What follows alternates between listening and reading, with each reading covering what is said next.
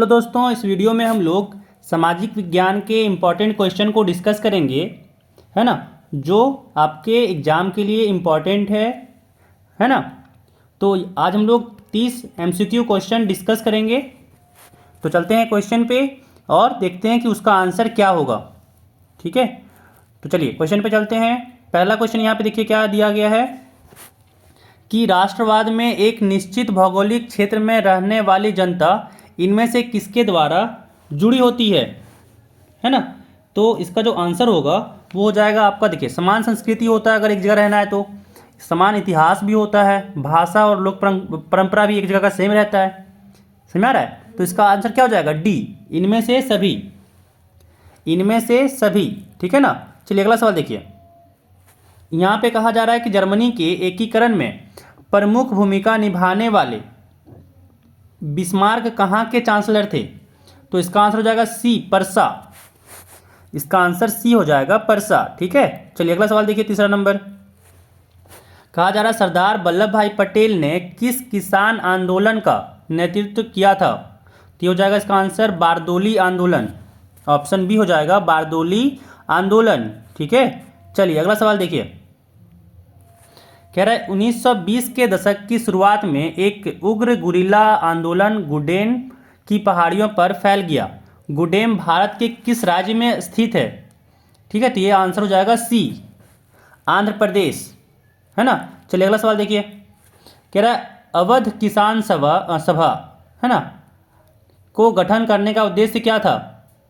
तो इसका आंसर हो जाएगा आपका, देखिए लगान को कम करना था, बेगारी को समाप्त करना था, जमींदारों का बहिष्कार करना था, है ना।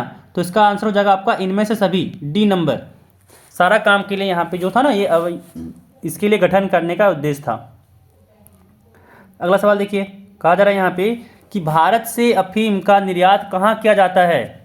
तो इसका आंसर होगा चीन, बी हो जाएगा चीन। चलिए अगला देखिए। कहा जा रहा है कि ब्रेटन वुड्स सम्मेलन में अंतर्राष्ट्रीय मुद्रा कोष की स्थापना किन उद्देश्यों को पूरा करने के लिए किया गया था, है ना।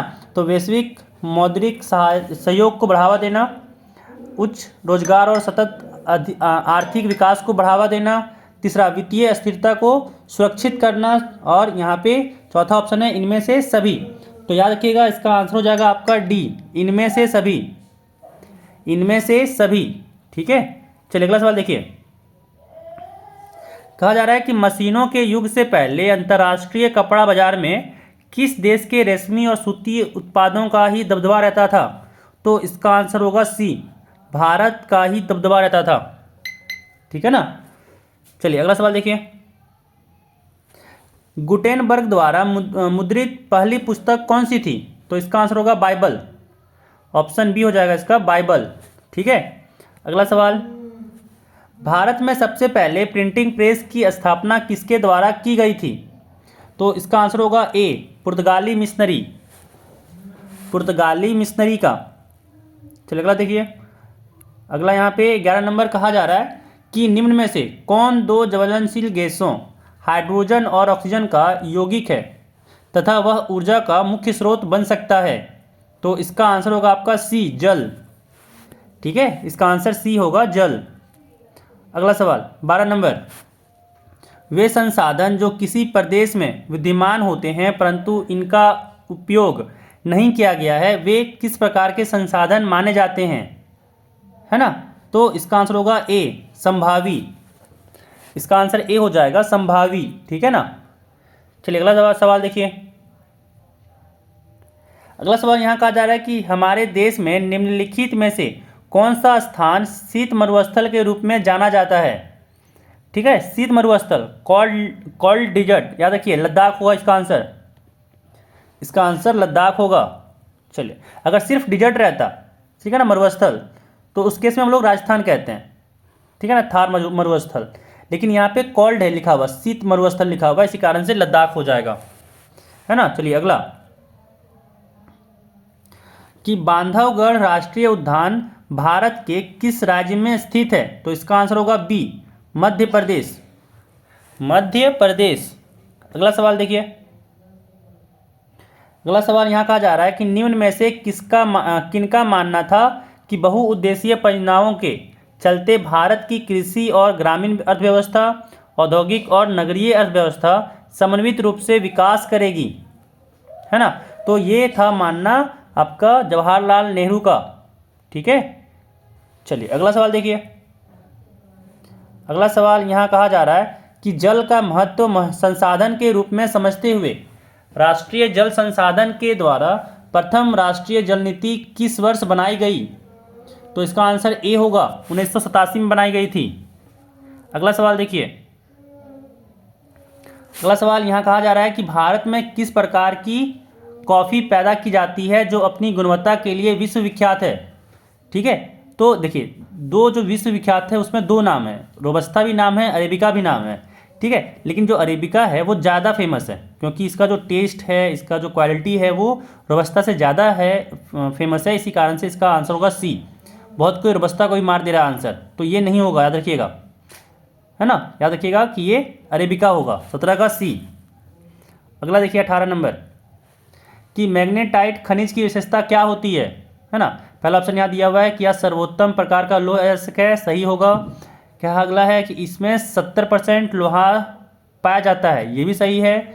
इसमें सर्वश्रेष्ठ चुंबकीय गुण होता है, ये भी सही है। यानी इसका आंसर डी हो जाएगा, इनमें से सभी, इनमें से सभी।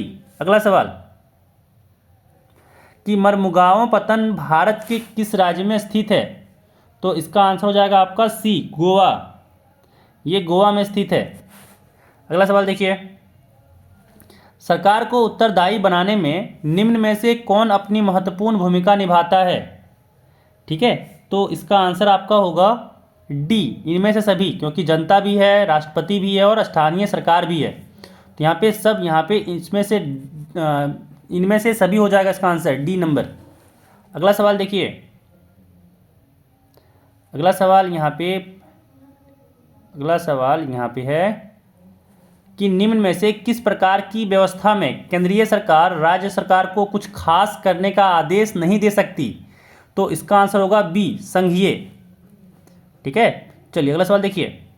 22 नंबर कह रहा है यहाँ पे कि अमेरिकी समाज की आंतरिक समस्या के मामलों को अंतर्राष्ट्रीय मंच पर किसने उठाया था? तो इसका आंसर होगा ए, टॉमी स्मिथ और जॉन कार्लोस। ठीक है, चलिए अगला देखिए सवाल। कहा जा रहा है कि 1998 में ब्रिटेन की सरकार और नेशनलिस्टों के बीच किस प्रकार का समझौता हुआ जिसमें दोनों पक्षों ने हिंसक आंदोलन बंद करने की बात स्वीकार की? तो इसका आंसर होगा डी, शांति समझौता। अगला देखिए कि विश्व में किस प्रकार की विभिन्नता आज बड़ी व्यापक हो चली है? राजनीतिक, धार्मिक, जातीय, इसमें से सभी हो जाएगा, है ना। विभिन्नता यहाँ पे जो बात किया जा रहा है उसमें इनमें से सभी हो जाएगा। अगला सवाल देखिए। कहा जा रहा है कि स्वर्गीय कांशीराम के नेतृत्व में 1984 में किस पार्टी का गठन हुआ था जो आज एक राष्ट्रीय पार्टी के रूप में जाने जाते हैं? तो इसका आंसर होगा सी, बहुजन समाज पार्टी, बहुजन समाज पार्टी। अगला सवाल कि किसी विशेष वर्ष में उत्पादित किस प्रकार की वस्तुओं को कुल राष्ट्रीय उत्पाद की संज्ञा दी जाती है ना। तो आपका यहाँ पे इसका आंसर हो जाएगा ऑप्शन डी, इनमें से सभी, कि सभी वस्तुओं सेवाओं, सभी अंतिम वस्तुओं और सेवाओं, सभी मध्यवर्ती वस्तुएं और सेवाओं को। ठीक है ना, तो इसका आंसर हो जाएगा इनमें से सभी। अगला सवाल देखिए कि मुद्रा का प्राथमिक कार्य है ना। तो इसका आंसर हो जाएगा डी, विनिमय का माध्यम, विनिमय का माध्यम। अगला सवाल, सरकार द्वारा अवरोधों अथवा प्रतिबंधों को हटाने की प्रक्रिया को किस नाम से जाना जाता है? तो इसका आंसर होगा बी, उदारीकरण, उदारीकरण। अगला सवाल कि भारत के सकल घरेलू उत्पाद का एक बड़ा भाग कौन सा क्षेत्र प्रदान करता है ना। तो इसका आंसर बी होगा, सेवा क्षेत्र, सेवा क्षेत्र। अगला सवाल देखिए कि भारत का राष्ट्रीय उपभोक्ता दिवस कब मनाया जाता है? तो इसका आंसर होगा ए 24 दिसंबर, है ना, 24 दिसंबर। ठीक है, तो यहाँ पे टोटल जो 30 क्वेश्चन थे वो डिस्कस हो गए हैं और समझ में आ गया होगा कि कैसे आपका इसका आंसर याद रखना है ना, क्या इसका आंसर होगा। ठीक है, तो इस वीडियो में बस इतना ही। अपना ख्याल रखिएगा, ठीक है, और एग्ज़ाम अच्छे से दीजिएगा।